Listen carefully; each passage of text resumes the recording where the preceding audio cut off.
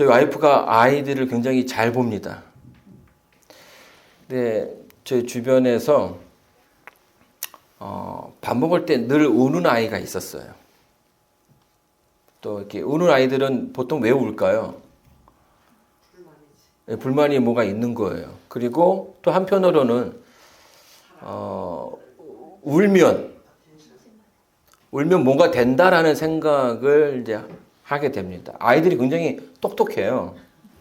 그래서 이제 울면 보통 이제 어른들은 다 왜 울어 하면서 뭐 해줄까 이제 이렇게 이제 합니다. 그래서 저희 이제 조카 중에 하나도 지금은 그렇지 않는데 어릴 적에는 이 밥을 굉장히 잘 못 먹는, 자기가 원하는 것만 먹는 조카가 있었어요. 그래서 이제 어땠냐면 부모들이 어려워하는 거예요. 밥을 먹이는 게 굉장히 힘들다고 얘기하는 거죠.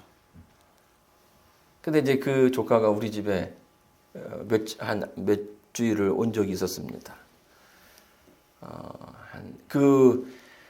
저희 집에서 있던 그 기간을 마치고 집에 갔을 때 이 아이가 어떻게 변했을까요? 정말 아무거나 잘 먹는 아이로 바뀌게 된 거예요. 자, 왜 그럴까요? 이제 하연 엄마가 좀 뭐 그렇게 강하게 하진 않습니다. 그래서 강하게 하진 않지만 아이가 울어도 우는 것과는 전혀 별개로 밥 먹을 때 밥을 먹지 않으면 다 치워버려요.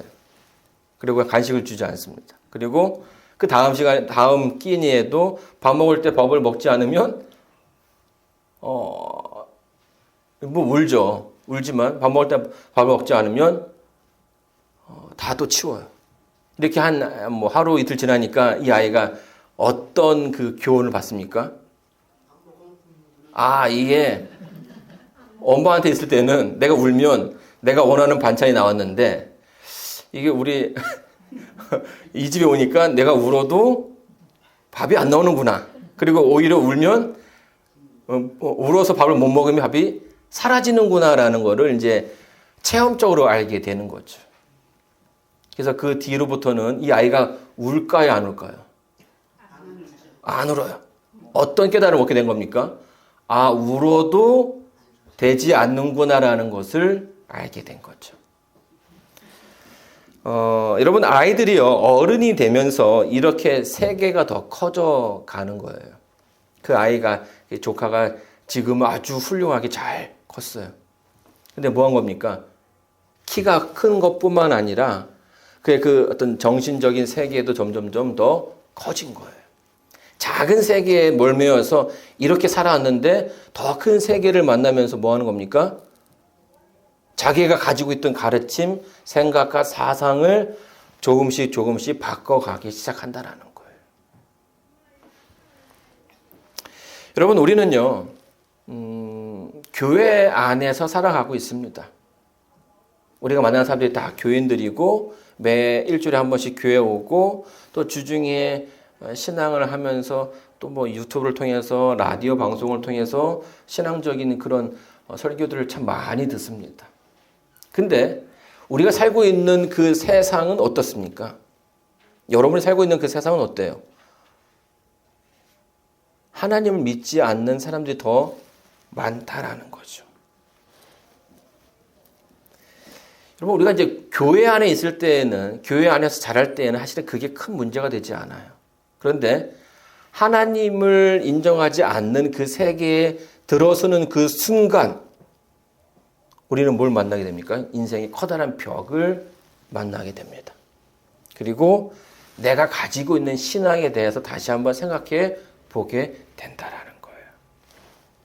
자, 우리 히브리서 11장 8절 말씀 한번 보도록 하겠습니다. 믿음으로 아브라함은 부르심을 받았을 때에 순종하여 장래의 유업으로 받을 땅에 나아갈새 갈 바를 알지 못하고 나아갔으며. 감사합니다. 자, 여기 보게 되면요, 누구에 대한 이야기가 나옵니까? 아브라함에 대한 이야기가 나와요. 그리고 그 아브라함을 어떤 사람으로 설명하고 있어요?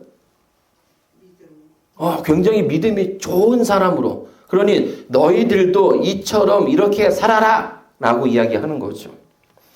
여러분, 아브라함이 이렇게 믿음의 조상으로서 불려지게 된 배경에는 원래 이 아브라함이 살던 그 동네는 굉장히 문명이 발달된 동네였어요. 근데 어느 날 하나님께서 나타나셔가지고 뭐라고 얘기합니까?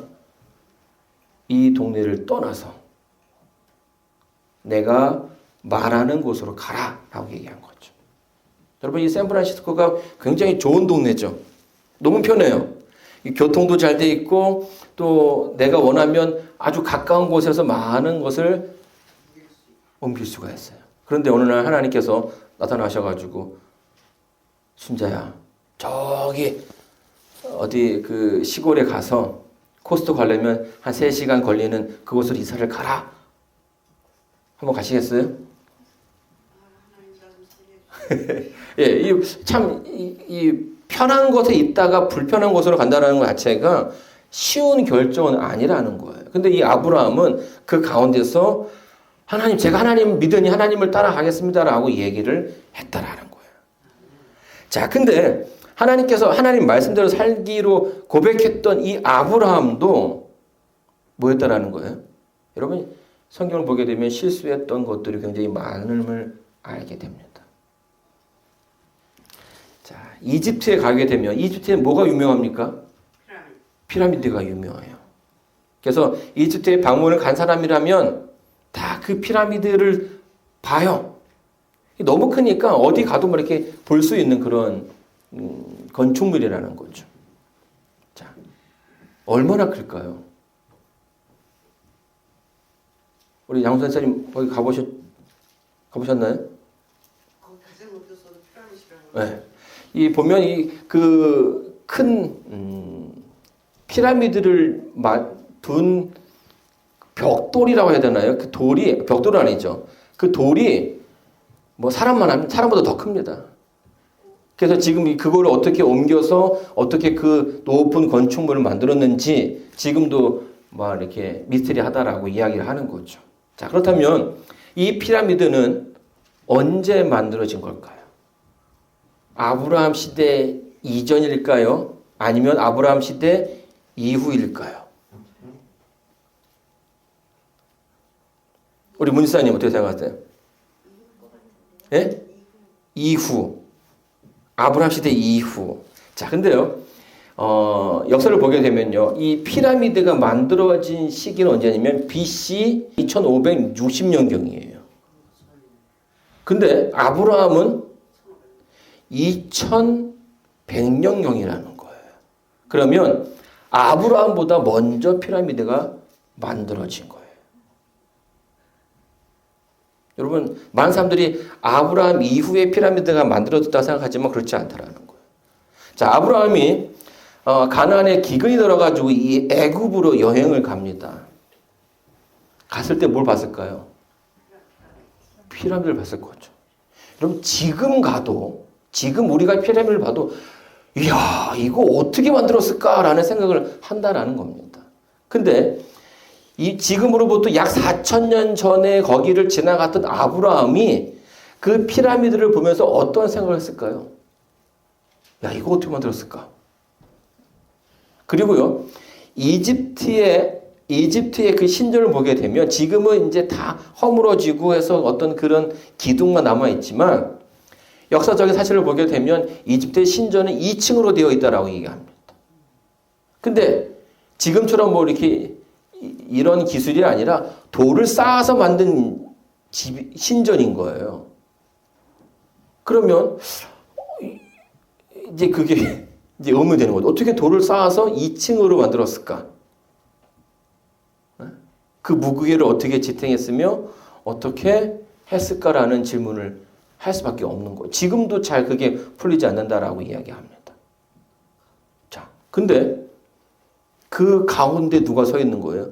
그 아주 엄청난 장엄한 그 신전 앞에 바로가 서 있는 겁니다. 바로가. 아브라함의 눈에 이 바로의 모습은 어떻게 보였을까요? 마치 정말로 신의 아들처럼 보였을 거라는 거죠. 너무나 크게 보였을 거라는 거예요. 이 사실을 우리가 어떻게 합니까? 바로가 묻죠. 바로가 물어요. 아브라함한테 네 옆에 있는 그 여인이 누구냐라고 물어요. 자, 누구입니까? 와이프죠. 자, 제 와이프입니다. 이쁘죠? 이렇게 얘기를 해야 되는데 그렇게 얘기를 못했어요. 왜요? 무서워서. 죽을까봐. 그래서 자기의 여동생이라고 얘기합니다. 물론 이제 여동생이긴 맞아요. 하지만 실질적인 관계는 부부 사이였기 때문에 아내라고 이야기하는 것이 맞는데 이 아브라함이 그 바로의 그 위험감에 묻혀서 차마 그 얘기를 하지 못했다라는 겁니다. 자기를 죽이고 아내를 데리고 갈까봐. 오히려 동생이라고 하면 더 다 잘해줄까봐. 여러분, 아브라함이요. 하나님을 믿어서 거기까지 간 거예요. 가나안까지. 그에게 있어서 하나님은 전부였어요. 근데 그렇게 생각했던 이 아브라함이 누굴 만나봅니까? 하나님을 믿지 않는 세계에 가게 되었고 하나님을 믿지 않는 사람들을 대했을 때에 충격을 받게 되는 거예요. 하나님을 믿지 않는 사람들도 있네? 근데 그들의 모습이 더 뭐해 보여요? 더 커 보이는 거예요. 그리고 그 가운데 뭐 하게 됩니까? 고민하게 되는 거예요. 내가 믿는 하나님과 하나님을 믿지 않는 세상 가운데서 어떻게 살아야 할지 고민한다라는 거예요. 여러분, 이게 흔히 우리가 경험하는 그런 신앙의 모습입니다. 재림교회, 재림교회뿐만 아니라 교회 전반적으로 이제 젊은 청년들이 교회에 남아 있는 퍼센테이지가 많이 줄고 있어요. 제가 다닐 때에 저희 학교의 학생 수가 200명인데요. 3년 학교를 다녔는데 그때는 다 같이 신앙을 했죠. 200명이 다 한날 안식일에 예배를 드리고 다 같이 신앙을 해서 예배를 드리는 것이 아주 일상이었는데 이제 한 20몇 년이 지난 다음에 그 친구들이 다 교회에 남아 있느냐라고 했을 때에 절반 이상, 절반이 뭡니까? 70% 이상이 다 교회를 떠났다라는 거예요. 왜 떠났을까요? 그렇게 뜨거웠던, 저보다 더 뜨거운 신앙을 가졌던 그 친구들이 왜 떠난 거예요? 그래서 제가 친구들을 만났던 그런 기억이 있어요. 근데 이제 그 친구들이 대학에 가니까 고등학교 때는 다 믿는 사람들끼리 있기 때문에 신앙에 대해서 하는 것이 전혀 거리낌이 없는데 대학에 가니까 이제 믿지 않는 사람들과 만나다 보니까 내 신앙이 전혀 그 힘을 발휘하지 못하는 것을 알게 되었다라는 거. 내가 열심히 살라고 했는데 나를 인정해 주지도 않고 오히려 믿는다라고 해서 더 어려움이 닥치는 일도 많고. 그러면 점점 뭐 하는 거예요? 조금씩 더 큰 힘이 있다라고 생각을 하게 되었고 그들을 그냥 하나님을 잃어버린 채 신앙을 떠나는 사람들이 생겼다라는 거예요. 자, 출애굽기 5장 1절에 보게 되면 이런 장면이 나옵니다. 그 후에 모세와 아론이 가서 바로에게 이르되 이스라엘 하나님 여호와의 말씀에 내 백성을 보내라. 그들이 광야에서 내 앞에 절기를 지킬 것이니라 하셨나이다. 자, 아브라함의 후손인 모세가 다시금 같은 장소인지 모르겠지만 다시금 같은 인물 앞에 서게 됩니다. 바로 앞에 서게 되죠. 그리고 그 자리에서 뭐하게 자기의 신앙에 대해서 내가 믿는 하나님에 대해서 설명하고 있는 겁니다. 내가 믿는 하나님이 나에게 명하셨으니 나와 함께 내 민족이 광야에 가서 하나님을 예배할 수 있게 하십시오. 여러분 바로의 반응이 어땠을까요? 알겠습니다. 내가 당신의 말을 따라서 그 당신의 백성들을 광야로 가게끔 하겠습니다라고 했을까요? 그렇게 하지 않았다라는 거예요. 당신 미쳤군. 지금 제정신이 아니라고 얘기를 하는 거예요. 여러분, 이제 막 침례를 경험한 사람들이 침례를 받으면서 많은 것들을 기대합니다. 저 역시도 그랬어요. 제가 이제 중학교 3학년 때 침례를 받았는데, 그때 그 가슴이 굉장히 뜨거워지는 거예요. 왜냐하면 그 어린 생각에 하나님은 누구세요?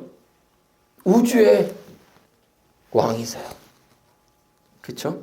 우주의 왕이 지금 내 아버지가 된다고 생각하니까 막 그냥 이제 막 어깨에 그 뽕이 가득 차가지고 막 든든해지는 그런 경험을 했어요. 자, 근데 그렇게 뜨거웠던 그 신앙이 오래 가느냐 하는 겁니다. 또 세상의 어떤 그런 시련 앞에서 또 내 앞에 있는 문제 앞에서 하나님을 그렇게 신실하게 믿었던, 굳건하게 의지했던 그 모습이 흔들릴 때가 너무나 많았다라는 거예요.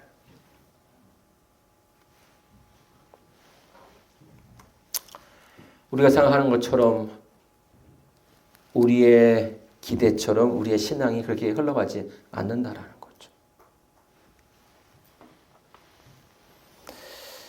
여러분, 정말로 우리 인생 앞에 홍해가 갈라지고 막 수천의 병사들이 사라지는 그런 경험들이 있으면 우리의 신앙이 더 뜨거워질 수 있지만 실상은 그렇지 않은 경우가 더 많다라는 거예요. 자, 그럼 왜 그럴까요? 자, 5절입니다. 또 가로되 이제 나라에 이 백성이 많거늘 너희가 그들로 역사를 시게 하는도다 하고 바로가 당일에 백성의 간역자들과 패장들에게 명하여 가로되 너희 백성에게 다시는 벽돌의 소용의 짚을 전과 같이 주지 말고 그들로 가서 스스로 죽게 하라. 여러분, 우리가 신앙을 할 때에 우리의 그 신앙 가운데 놀라운 일들이 많이 생기기를 바랍니다. 내가 고민하는 것들이 다 해결되어지고 오히려 기도하기도 전에 하나님께서 내 길을 아주 그냥 말끔하게 해결해 주시기를 원하신다라는 거예요. 그러나 그런 바람과는 다르게 오히려 상황이 악화되는 경우가 더 많다라는 거예요. 지금 모세가 딱 그거예요. 자, 하나님께서 나에게 명하셨으니 내 백성으로 하여금 이 이스라엘 백성들을 광야에 가서 하나님께 예배하게끔 하시오 했더니만 네가 지금 쉬는 시간이 많아가지고 노는 시간이 많아서 지금 할 게 없으니까 더 이상한 생각하는구나 해가지고 뭐라고 얘기합니까? 더 힘든 상황을 만들어주는 거예요. 자, 이집트의 그 당시에 그 벽돌을 지금이야 뭐 워낙 재료가 좋아서 시멘트가 있기 때문에 하지만 그 당시에는 벽돌을 뭘로 만들었습니까? 흙으로 만들었어요. 근데 그 흙만으로 만들면 벽돌이 강하지가 않아요. 그래서 그 벽돌을 만들 때 흙에다가 뭘 넣어야 됩니까? 지푸라기를 넣어야 돼요. 그래야 이게 마르고 뭐 좀 부서져도 금은 가지만 벽돌의 그 원래의 모습을 지킬 수 있다라는 거예요. 유지할 수 있다라는 겁니다. 그런데 예전에는 이스라엘 백성에게 이 진흙과 지푸라기를 줬어요. 근데 지금 모세가 그 말을 자기의 신앙을 고백하는 그 순간 왕이 화가 났죠. 이제 집을 주지 않겠다. 똑같은 벽돌을 만들어야 하되 집은 그 지푸라기는 너희들이 알아서 구해오라는 거예요. 알아서 구해오라. 상황이 더 좋아졌습니까? 나빠졌습니까? 더 나빠졌어요. 예전에 뭐 7시면 다 끝났다면 이제 9시까지 일해도 일이 해결되지가 않던 겁니다.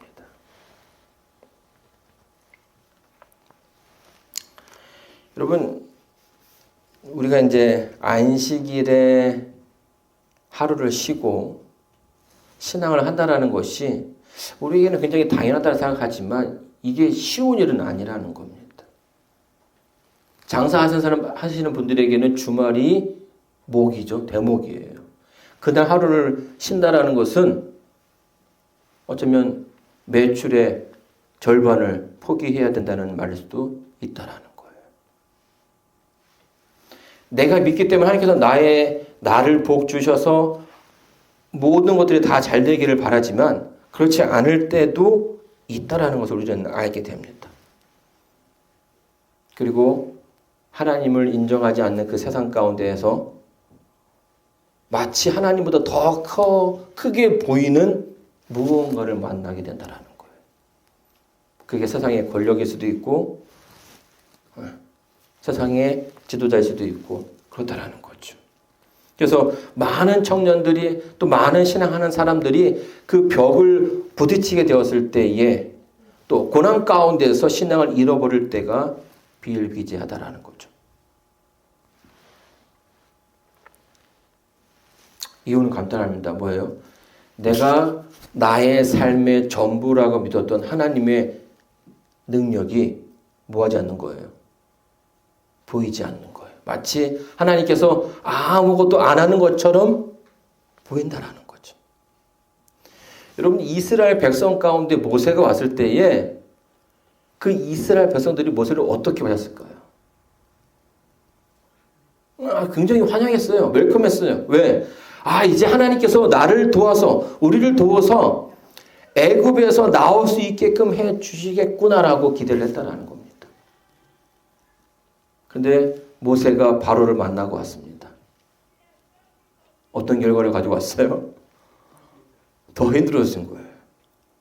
그때 그 이스라엘 백성의 기대가 뭘로 바뀌었습니까? 불평과 불만으로 바뀌었다라는 거예요. 여러분, 이 두 세계가 충돌할 때에 우리는 이런 상황들을 너무나 자주 경험하게 됩니다. 하나님을 신실하게 믿었다라고 하면서도 내 앞에 고난이 있고 어려움이 있을 때에 하나님이 인정하지 않는 전혀 다른 세계를 만나게 되었을 때에 우리의 그 기대와 환희는 불평과 불만으로 바뀌는 때가 너무나 많이 있다라는 거예요. 자, 그렇다면 여러분께 질문을 들어보겠습니다. 하나님께서 이스라엘 백성을 구원하시지 않으셨어요? 그들이 계속해서 노예의 모습으로 살아갑니까? 그들이 늘 힘든 가운데서 이 죽음의 그 소용돌이 가운데서 빼어나지 못했습니까? 그렇지 않다라는 거예요. 우리는 이미 뭘 알고 있어요? 결과를 알고 있어요. 결과. 하나님께서 그 백성에게 그 순간은 아니지만 출애굽을 시키고 홍해를 건너게 하고 광야의 수많은 이적들을 경험하게 함으로써 하나님께 그 많은 능력을 보여주셨는데 그 순간에서는 그거를 보지 못했다라는 거예요. 여러분, 많은 사람들이 너무나 성급하게 자기의 길을 정해버리는 경우가 있습니다. 하나님의 모습을 내가 원하는 모습으로 오해할 때가 있다라는 거예요. 하나님, 이렇게 해 주십시오. 근데 그렇게 해주지 않으면 뭐 하는 거예요? 하나님 나를 사랑하지 않는다라고 생각하고 하나님께서 나에게 계시지 않는다라고 생각을 한다는 거죠. 베드로전서 5장 8절로 9절에 보게 되면 베드로가 이런 말을 합니다. 근신하라. 깨어 너희 대적 마귀가 우는 사자같이 두루 다니며 삼킬 자를 찾나니 너희는 믿음을 굳게 하여 도를 대적하라. 이는 세상에 있는 너희의 형제들도 동일한 고난을 당하는 줄을 알미니라. 베드로가 뭐라고 우리에게 권면합니까? 믿음을 가지라는 거예요. 믿음을 지키라는 거예요. 그러니까 믿음을 가지라는 것에 멈추는 것이 아니라 그것을 뭐라는 겁니까? 지켜라. 왜요? 우리의 믿음을 빼앗기 위해서 노력하는 존재들이 있다라는 겁니다. 여러분, 우리의 믿음이 언제 빼앗깁니까? 여러분의 믿음이 언제 흔들립니까? 네. 하나님을 알지 못하는 사람들, 거대한 그 권력을 만났을 때 그들이 우리의 믿음이 흔들리는 거예요. 또 우리 앞에 시련이 있거나 어려움이 있을 때에 우리 믿음이 흔들리게 된다는 거죠. 그러나 베드로가 우리에게 권면합니다. 믿음을 지켜라. 많은 사람들도 다른 믿음의 형제들도 그런 고난이 그들에게 있다라는 거죠. 여러분, 그리스도의 복음은요, 늘 지경을 넓혀왔습니다. 작은 유대 마을에 국한되었던 이 복음이 사마리아를 넘어가고 또 이방인의 나라까지 계속해서 넘어갔다라는 거예요. 여러분, 이 가운데 사단의 그 세력이 점점 뭐 하는 겁니까? 무너져 가고 있는 거예요.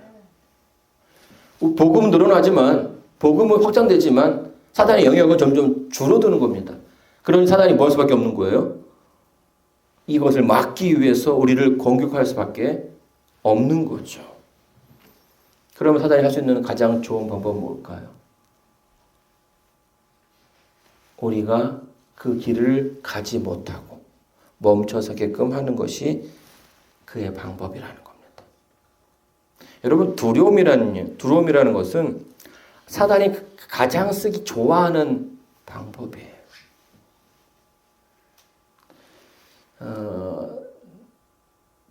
낚시를 해보신 적 있으시죠? 여기 보니까 샘플 안에 그 부두에도 굉장히 낚시하시는 분들이 많더라고요.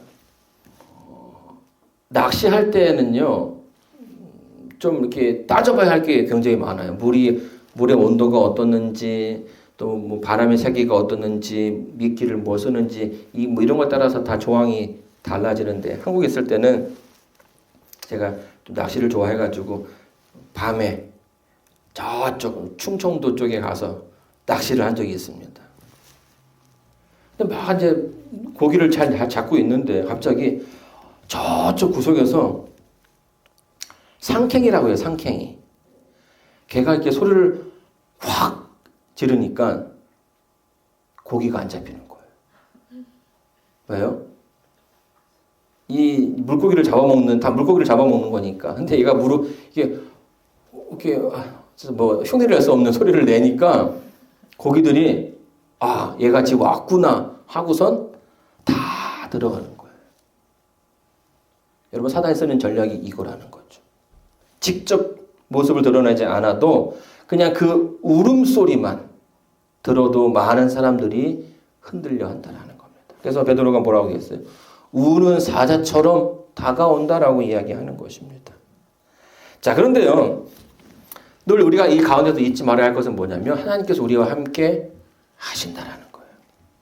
아브라함이 자기 앞에 서 있는 마치 그 신처럼 보이는 바로의 위험 앞에 자기의 신앙이 다 허물어졌습니다. 거짓말을 하게 되었고요. 실제로 아내를 잃어버릴 판이 되었어요. 누이라고 하니까 왕이 옳거니 이 아내를 데리고 들어가는 겁니다. 근데 막을 수가 없는 거예요. 데려가면 안 된다라고 얘기할 수가 없는 거예요. 왜요? 죽을까 봐. 근데 그 가운데 하나님께서 역사하십니다. 아브라함은 실패했지만 아브라함이 믿는 하나님은 그 가운데 역사하셨다라는 거예요. 실패하지 않으셨다는 겁니다.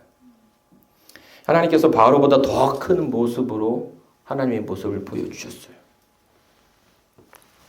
자, 그럼 이쯤 되면 우리가 이제 질문을 하나 할 수가 있습니다. 그러면 모세가 그 이집트의 바로 앞에 섰을 때에도 정말 그 큰 하나님의 모습을 보여주시면 되지 않았습니까? 왜 그렇게 하시지 않았습니까? 라고 질문할 수가 있겠죠. 자, 그 이유가 뭘까요? 왜 이렇게 쉬운 길을 돌아가는 듯한 느낌이 들까요? 모세도 이제 그렇게 물어요. 출애굽기 5장 23절을 보게 되면 내가 바로에게 와서 주의 이름으로 말함으로부터 그가 이 백성을 더 확대하며 주께서도 주의 백성을 구원치 아니하시나이다. 하나님, 저에게 제가 가나안에 그렇게 애굽에 가기를 그렇게 싫어했는데 하나님께서 나에게 분명히 나와 함께해 주실 거라고 약속해 주셨습니다. 실제로 그렇게 해서 갔습니다. 근데 오히려 내가 바로를 만난 이후로 이스라엘 백성들이 더 어려움을 당하고 하나님 당신도 침묵하시지 않았습니까? 이렇게 묻는 거예요. 여러분, 종종 우리가 신앙할 때 그런 경험들을 하게 되죠. 정말 하나님 말씀대로 살기를 원하는데 위기가 닥쳐옵니다. 문제가 생겨요. 아픔이 생긴다는 겁니다. 그리고 막 모든 것들이 다 침묵하는 것처럼 보일 때가 있어요. 그런데 하나님께서 왜 그때에 당신의 모습을 드러내지 않았는지에 대한 이야기가 6장 1절에 나옵니다. 여호와께서 모세에게 이르시되 이제 내가 바로에게 하는 일을 내가 보리라. 강한 손을 더함으로 바로가 그들을 보내니라. 강한 손을 더함으로 바로가 그들을 그 땅에서 쫓아내리라. 참으신 거예요. 기다리신 겁니다. 왜요? 뭐 하게끔? 모세를 통해서, 모세로 하여금, 이스라엘 백성으로 하여금 하나님의 모습을 보게 하시는 거예요. 두 번째는요, 7장 5절에 나옵니다. 이스라엘 백성에게도 하나님의 모습을 보여주는 것이 필요했지만 애굽 백성에게도 하나님의 모습을 보여주시기를 원하셨어요. 왜요? 그들은 멸망받아서 없어질 버릴 그런 민족이 아니라 그들 역시도 뭐하니까? 소중하고 귀하니까 하나님께서 그들에게 하나님을 알게 하시는 겁니다. 7장 5절입니다. 내가 내 손을 애굽 위에 펴서 이스라엘 자손을 그 땅에서 인도하여 낼 때에야 애굽 사람이 나를 여호와인 줄을 알리라. 우리의 인생 가운데 고난은 힘든 거죠. 그러나 하나님께서는 그 가운데 이스라엘 백성과 애굽 백성을 위해서 그 순간 뭐 하신 거예요? 참으셨다라는 겁니다. 우리가 신앙하는데 늘 두 세계의 충돌이 있습니다. 내가 믿는 하나님이 계시는 세상과 하나님을 인정하지 않는 그 세상, 이 두 개가 만나는 때가 있다라는 거예요. 그런 때에 우리는 무엇을 선택해야 되겠습니까? 우리는 이미 그 결과가 어떻게 흘러왔는지에 대해서 잘 알고 있어요. 하나님께서 이스라엘 백성들의 고난의 그 신음소리를 들으셨고요. 그들의 기도를 들으셨고요. 그들과 약속했던 그 약속을 기억하셔서 그들을 애굽에서부터 가나안으로 이끌어 주셨어요.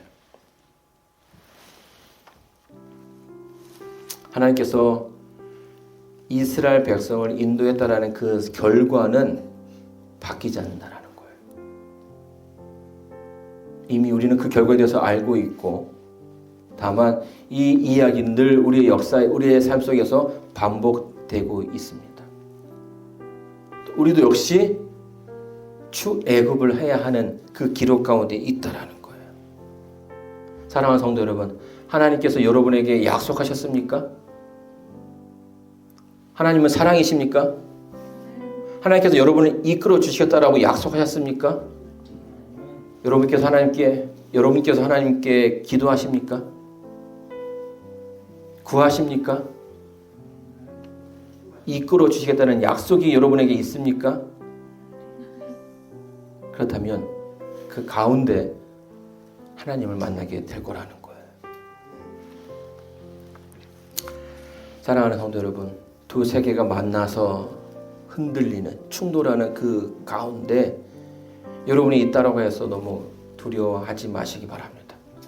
약속의 하나님께서 여러분을 그 가운데서 무사히 지나가게끔 인도하실 것이고, 그 과정에 대해서 우리는 알지 못하지만 그 결과에 대해서는 아는 것처럼 하나님께서 여러분과 늘 함께 주실 것입니다. 그를 통해서 여러분의 그 세계가 더 성장하고 더 커지고 더 큰 하나님을 만나게 되기를 바라면서 오늘 말씀을 마치겠습니다.